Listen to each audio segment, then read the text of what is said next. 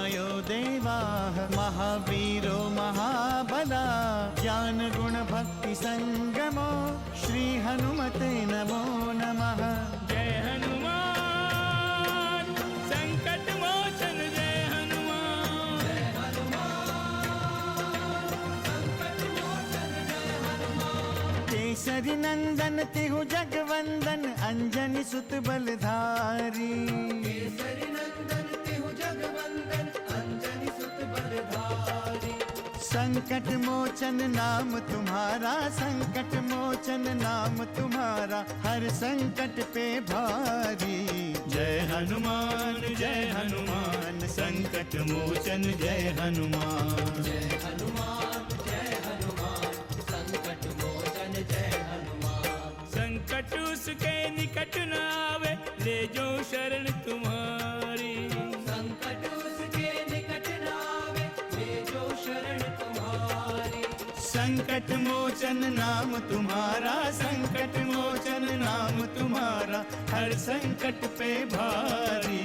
जय हनुमान संकट मोचन जय हनुमान। जय हनुमान संकट मोचन जय हनुमान। मैं किष्किंधा और आपकी सत्ता के विषय में बात नहीं कर रही हूँ स्वामी। मैं केवल इतना कहना चाहती हूँ कि आज अंगद ने सुग्रीव के साथ युद्ध ना करके कोई भूल नहीं की है। जय जय श्री राम। हनुमान का जन्म ही श्री राम के लिए हुआ है देवर्षि नारद। ये पुष्पों का हार तुम्हारे लिए, यदि तुम इसे धारण करोगी तो मुझे बहुत प्रसन्नता होगी। भ्राता भरत। भैया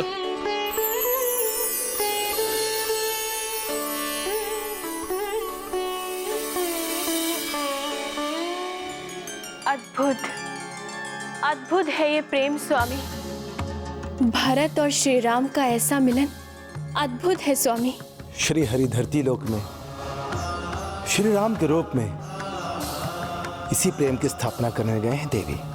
हाँ स्वामी, भूलोक पर ऐसा भातृ प्रेम मैंने अब तक नहीं देखा स्वामी। किंतु अभी तो देख रही हैं देवी।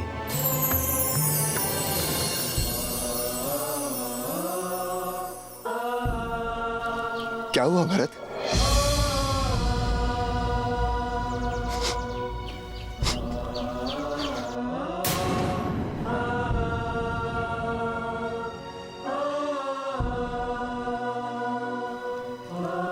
भ्राता भरत, क्या हुआ? आपने मुझे भुला दिया भैया। अपने भरत को भुला दिया आपने। नहीं भरत, अपने प्राण प्रिय भ्राता को भुलाकर मैं कैसे जीवित रह सकता हूं? मुझे दुख है भैया, माता कैकेयी के कारण आप इस वन में। तुम्हारे अश्रु मुझसे सहन नहीं हो रहे भरत। ऐसा कौन सा दुख है तुम्हें? मुझे किसी ने नहीं पहचाना भैया।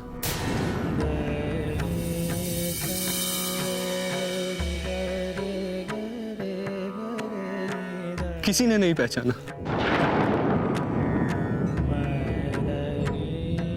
आपने भी नहीं। नहीं भरत, ये सत्य नहीं है। मैं तुम्हें भली भांति जानता हूं। उन्हें आपने अयोध्या क्यों छोड़ दी? राज सिंहासन क्यों त्याग दिया? आपने कैसे सोच लिया कि आप वन में रहेंगे और मैं राज सिंहासन पर बैठ जाऊंगा? मैं तुम्हें कैसे समझाऊं भरत, कैसे समझाऊं कि पिताश्री को मैं धर्म संकट में कैसे डाल सकता था। जो भी हुआ उसे विधि का विधान समझो।